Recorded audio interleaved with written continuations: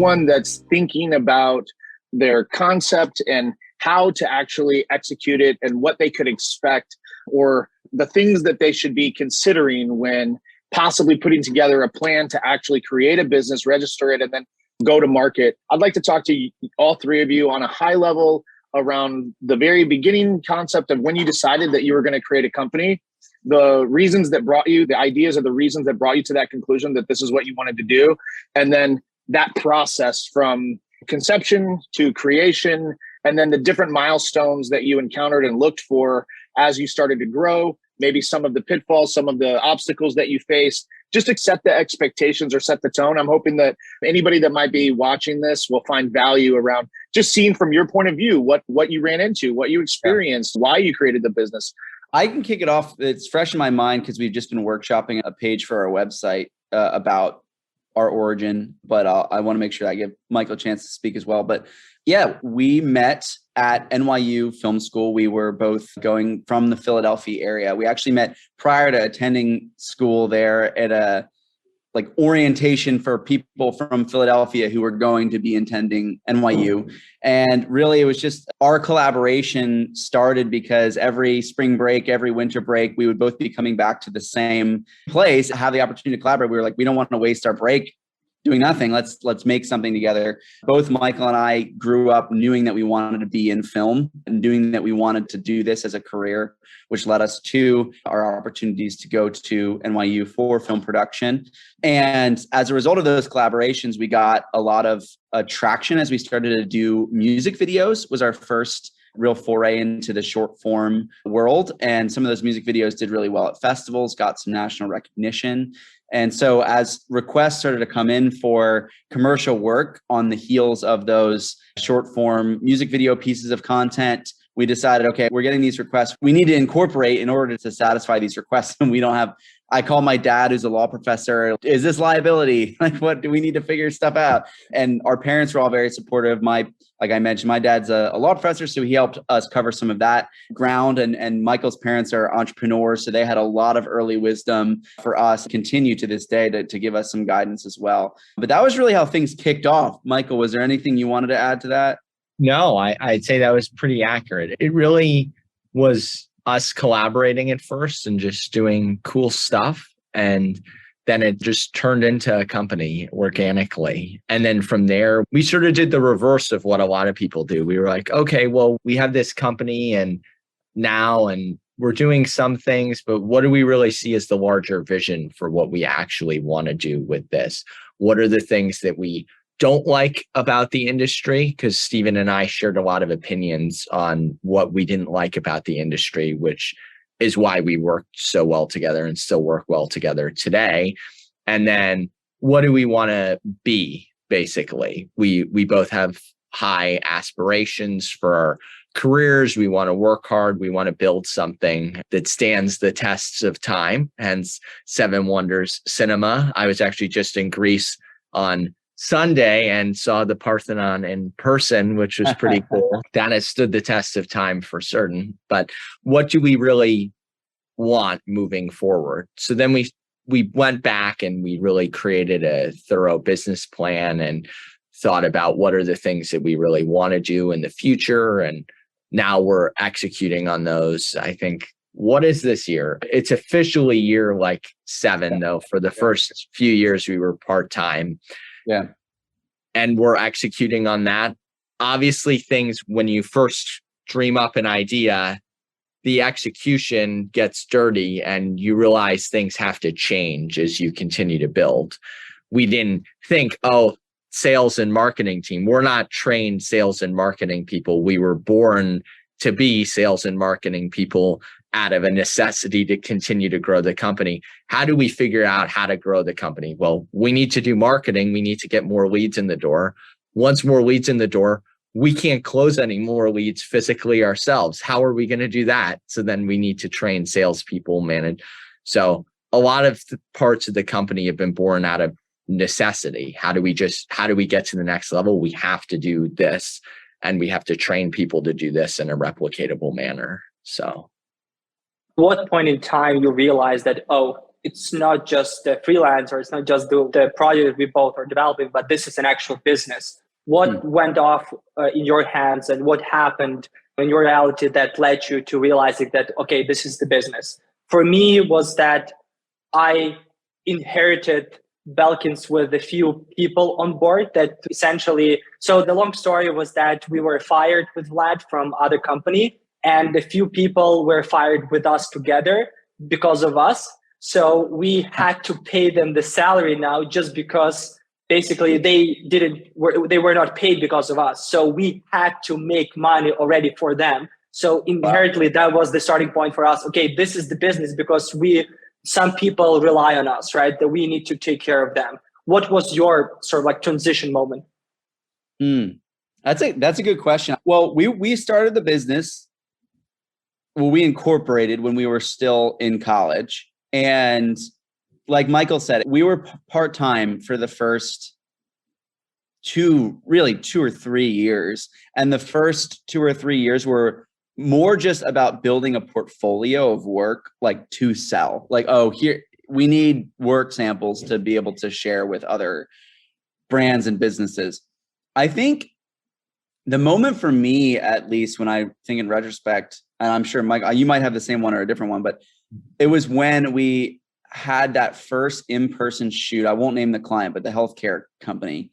Oh, and I was going to say the same exact thing. We had not talked about this, but I was literally thinking the same thing. It was like Michael and myself, no one else, and a camera and lights and the brand manager from the healthcare company.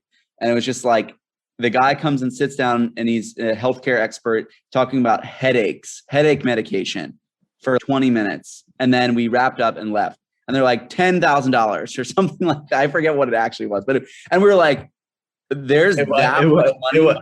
It wasn't quite that much, but at the time it felt like that. Yeah. Maybe it was like they are willing to pay us this much money to literally just come and set up for 20 minutes and then leave. There is a business. There is an actual, like we had incorporated it as a business. We knew that other people have done it as a business. We know that it can be done. But that was the first moment where it was like, oh, we could actually build an infrastructure to do these over and over and over. Yeah. And not just these, but other things too.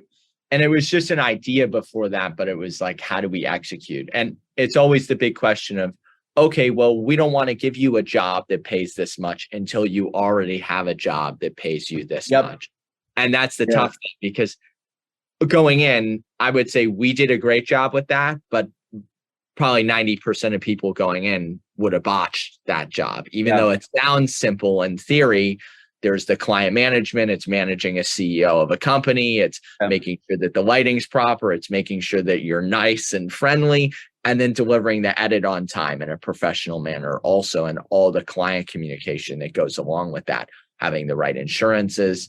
So we were building up to it, and someone was just willing to take a shot on us that we didn't have to wait as long for our break, I think, as a lot of people do. But that was really our first break in the corporate world, I'd say. Yeah.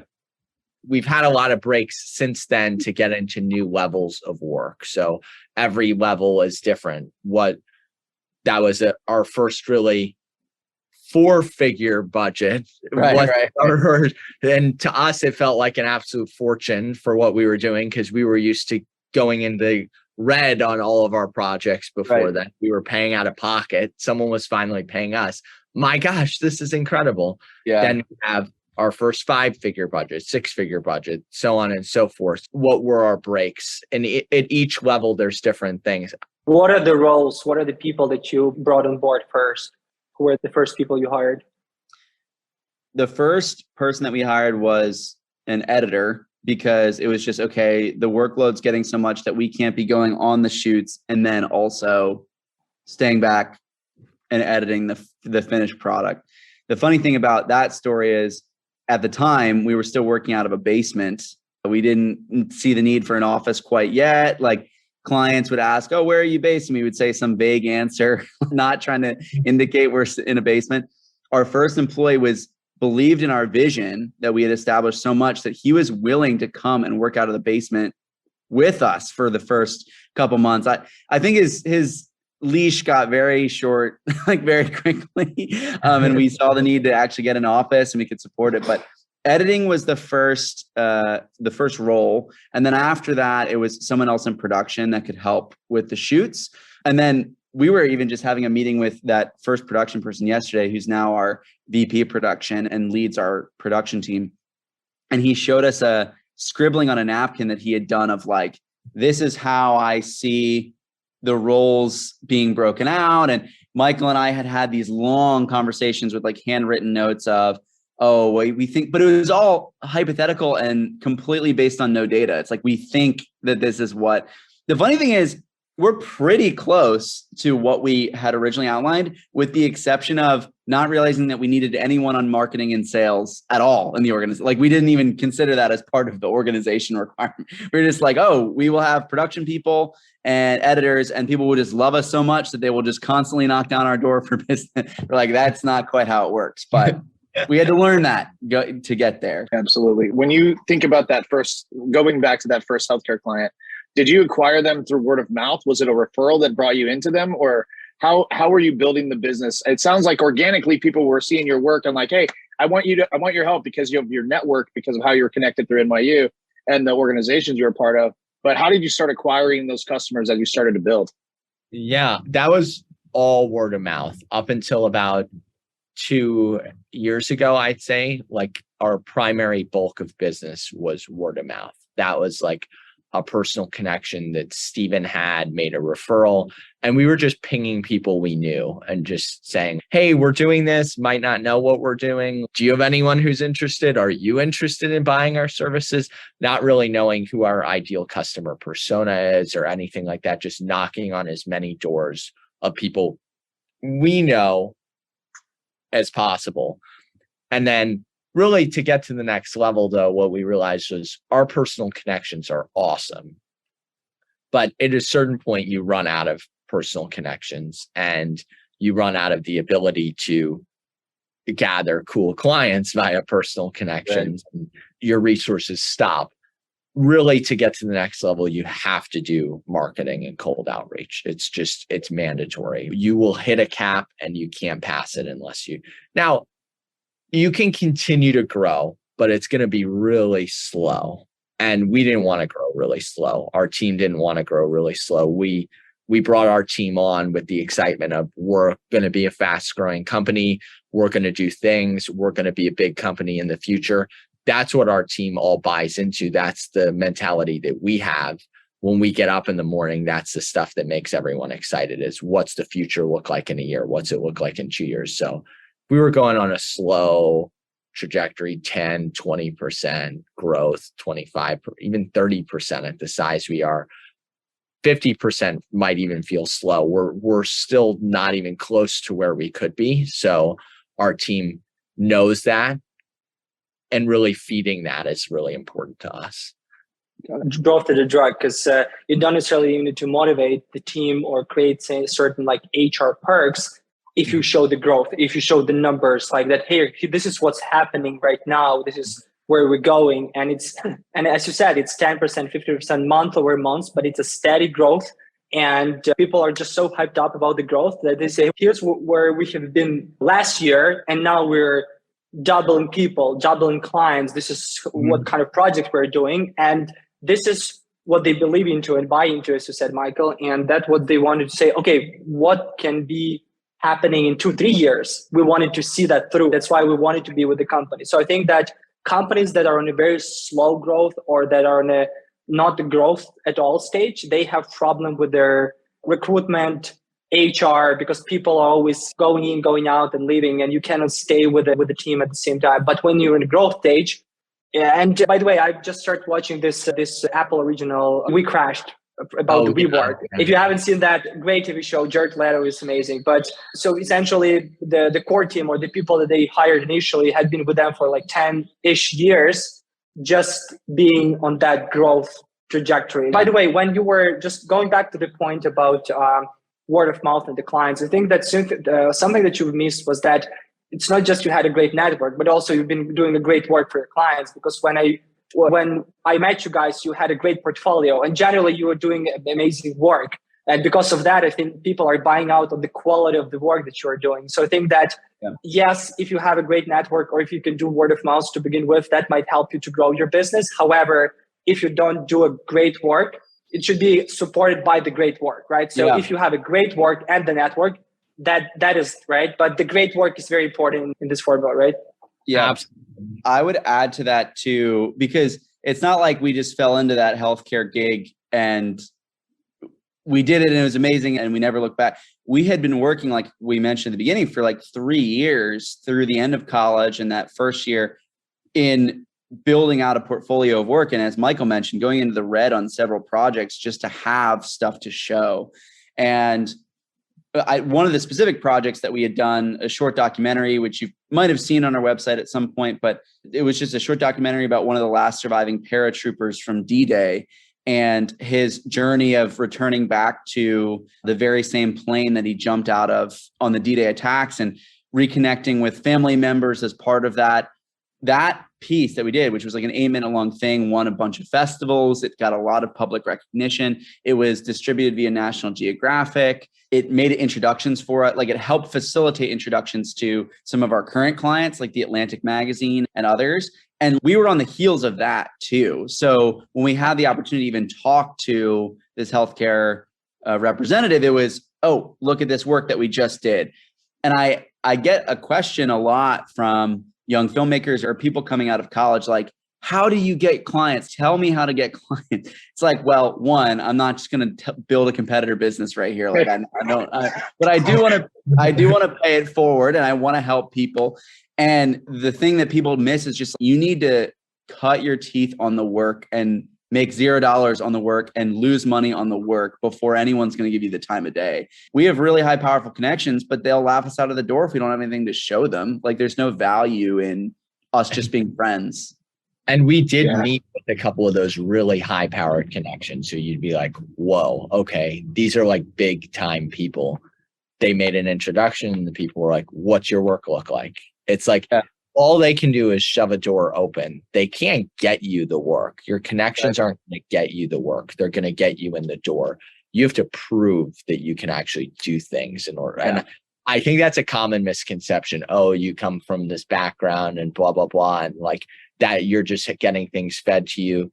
That's not the way it works. You still got to work for it. And that's a really common misconception I think I see constantly, because I know a lot of people who know the same people we do, who do the same thing we do, and they can't open the doors, they can't get the meet, they can't close the sales. So it's just, you got to prove that you can do it. And that's not just with the work, the product that we're selling either. Every single department we've built has been the same way that Steven has mentioned we did with the work.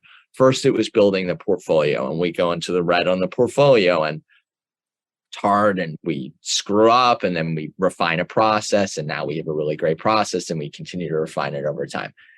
Post-production, same thing. Production, same thing. Creative development, same thing. Now sales, marketing, all these different things. You have to be willing to go into the red and screw up over and over again until finally you figure out something that works. And then when you figure out something that works, expand upon that thing that works. That's really what it is. Yeah. When you have this great portfolio of work, I think the idea of marketing is actually showing the world that the work that you've did, right? That you've got. So in a way, I look at marketing not from the standpoint of, hey, we need to generate leads or whatever, do social, do ads, whatever. What I look at marketing is that I have this great work that I've done, and I really wanted to communicate this work to as many people as we can. So my marketing is about packaging the work that I'm doing through testimonials, videos, case studies, messages, just telling the word about what great work I'm doing. And if you consistently building out the communication channels through marketing to show the work while still continuing building great work, then this both things match and you became the leader of the industry, right? Yeah. So in a way, like that's the only way you can grow the marketing. So it's a more organic way, right? I loved when Steven was, telling about your story of origin and generally and say, hey, Michael and I, or what Michael thinks. So I love the partnership vibe that you guys have and the way that you consult each other and that you like have these long talks and just you think about the issue together, then come up with a decision. I wanted to ask both of you or each one of you about the value of partnership for you, because I know that very many people are struggling either starting their business alone. And I was very lucky to have a partner by myself, and that helped me to go through and help to build the business. So just really the value of partnership for yourself, and what was the time when you've been there for each other that sort of like that created the value of the partnership, so that people that listen to this might maybe say, hey, I need the partner because I cannot go alone anymore, and so on and so forth. Steven, I'll let you kick it off. You've been doing a good job kicking it off. So. Yeah, I think that both Michael and myself are very external thinkers. Like we process through dialogue and we solve problems through dialogue.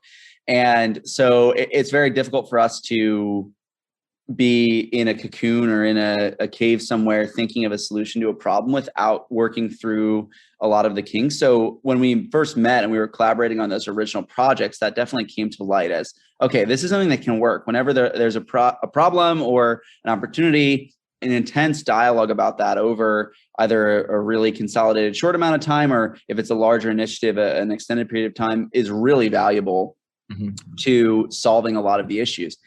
And I see that evident both from a efficacy of solving the problems themselves, but also from like a mental health standpoint of like the highs and lows are infinitely more manageable at the low point with a partner to bounce something off of, and infinitely higher when you have not only a partner, but also just a team in general to share those with. It's been tremendously valuable, both weathering the storms and also the celebratory nature of it as well, I think is, I don't have like a specific example. I mean, even just in the vacations that we take, like being able to come back and like reconvene, here's everything that happened. Like those types of conversations are get us amped, I think.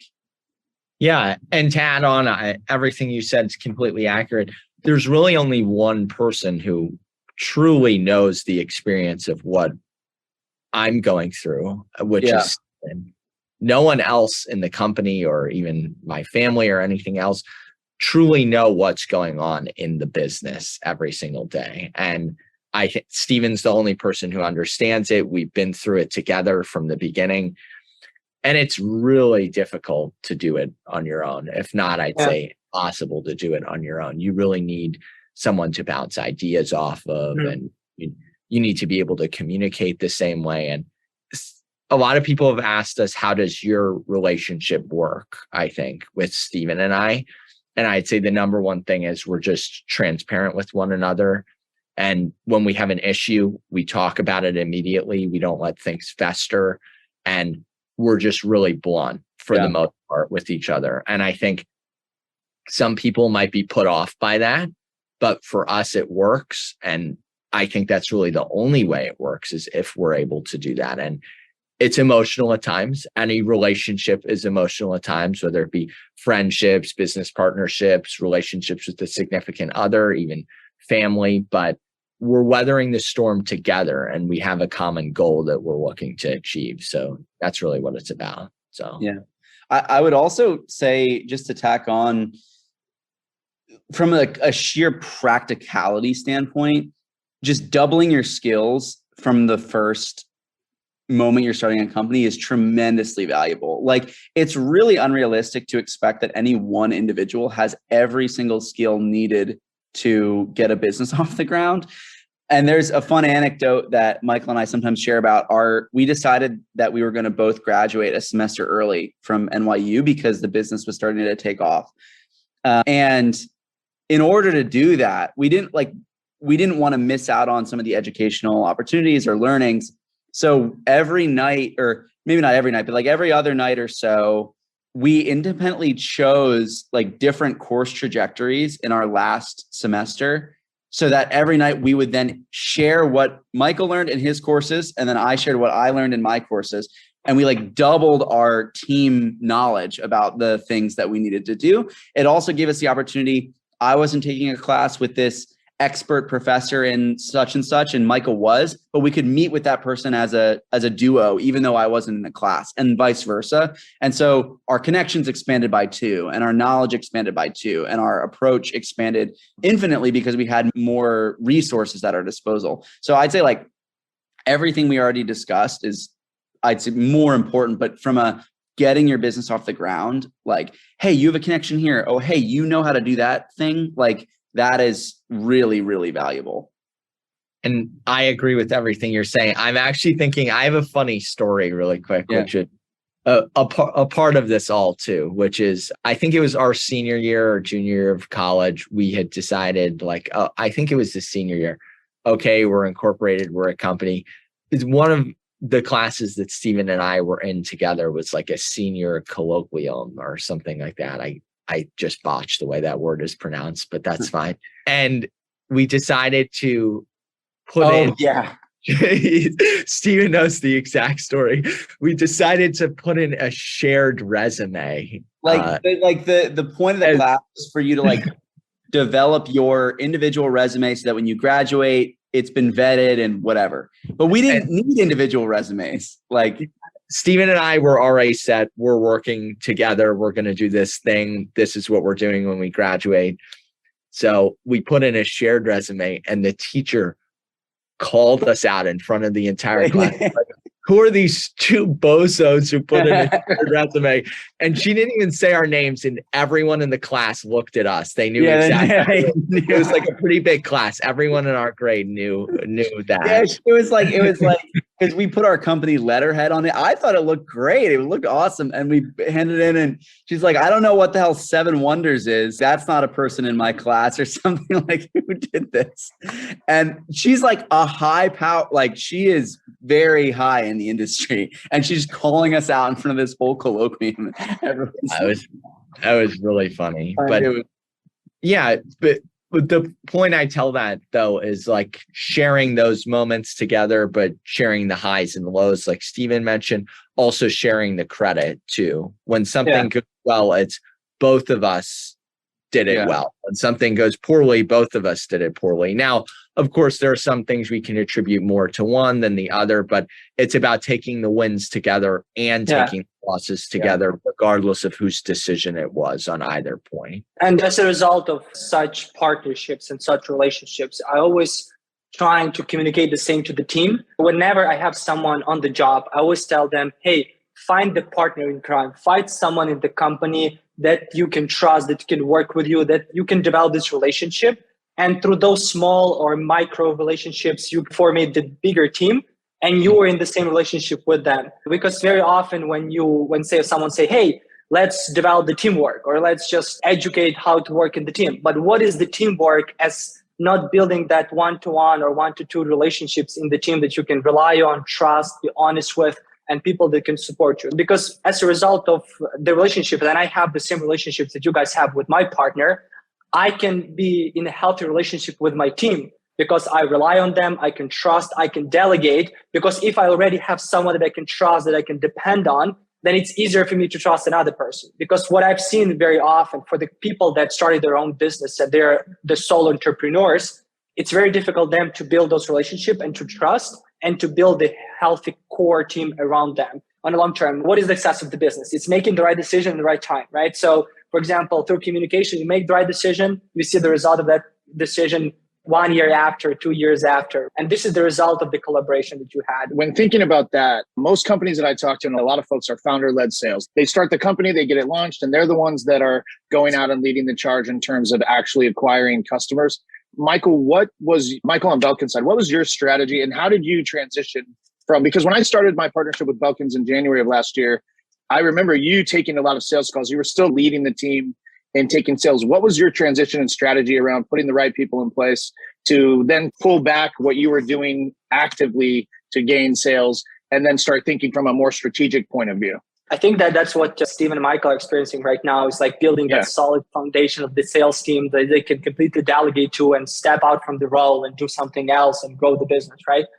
I think that the right answer would be, I was trying to build a process, and then I was trying to bring on a few people on board to help me to follow the process, to teach them the process and then be absolutely confident that they will be able to teach the same process someone else. And then spending at least a year doing the quality assurance, still being on top of everything, just making sure that the process is being followed and is being developed. So in a year or 2 years time, this is the only truth they know. This is the only process they know, that you incorporated that process into their DNA. Right now, we are at 7 sales execs in our agency sales team. And I think that this is the good number of people being sales sustainable. Because if there's only 1 or 2 sales execs in the team, founders still can be playing the part of the heads of sales and so on. So, but if that number grows to a certain extent, then you need to just let it go. Yeah. But now I have a question for you, Michael. When you did first hire your salespeople to transition from founder-led to a team, what did that look like? What was your strategy, and did it break down, and did you have to rebuild it up? Tell me about that. I'm curious.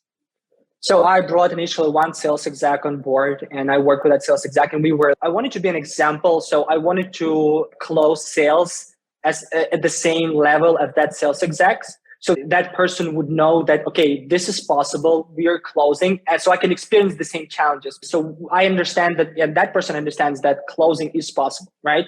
I had that person, but then the mistake that I've made is that I thought to myself, okay, I have this great sales exec that is closing, so I need to bring 2 more sales execs on board and then have that sales exec, the senior one, onboarding them, managing them, leading them.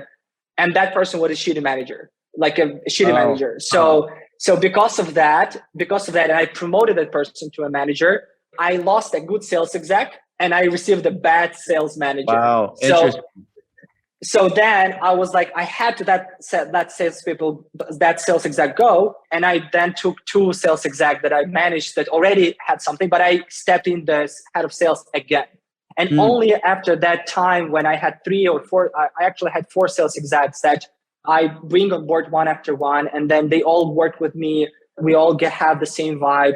Then I always said, you know what, the person that is the most like team player, the one that can affect the team, the one that I could trust to, the one that shows the potential, now I can delegate something. But I wasn't doing that fast. I was taking my time. So I was spending 6-9 months. So I was trying to delegate task by task. So for example, hey, help me with building this process. Hey, help me with that one person. Help me with this. But I didn't say, you know what, now you're the leader. Here's what you do. You know, that's fascinating. Yeah. I think we followed not the exact same trajectory, but similar pitfalls. When we brought these new salespeople in, we said, okay, these guys are rock stars. They're going to be awesome. Let's get them. It's like, yeah, but they're starting from zero. Like they don't have an established trajectory. And we did the whole for the emails of the people that we terminated and see if they could follow up. And there were some degrees of success. We got some calls back on the books, but for the most part, those were somewhat lost. And then it's just about building up, like with Belkins, with Google Ads and other things, just like getting new meetings.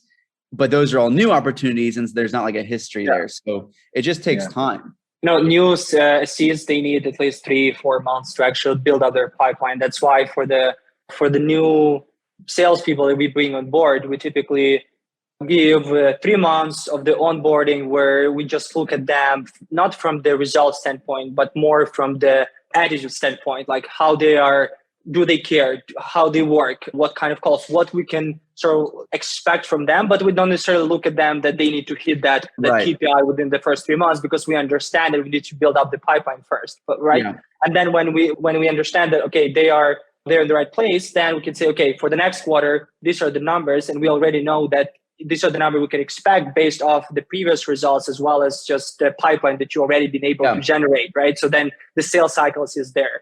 Plus, to your point about the linear growth, what I realized after the 3rd or 4th or 5th years of running the sales team was that you can expect quarter by quarter performance. So really the motivation behind the sales team is to push hard for a certain quarter, but then you need to give them some slack during the next quarter because they cannot up their game every time. Oh, interesting. So in a way, what you do is that during the next quarter, you give them some slack. So you get the 20% down from the previous quarter, but then the next quarter, you get 30% up. So in a way, so you basically play the game like you go here, then you go down, and then you go up, and then go down, and then up. Interesting. That's fascinating because I'm thinking about it on a month-to-month basis, right?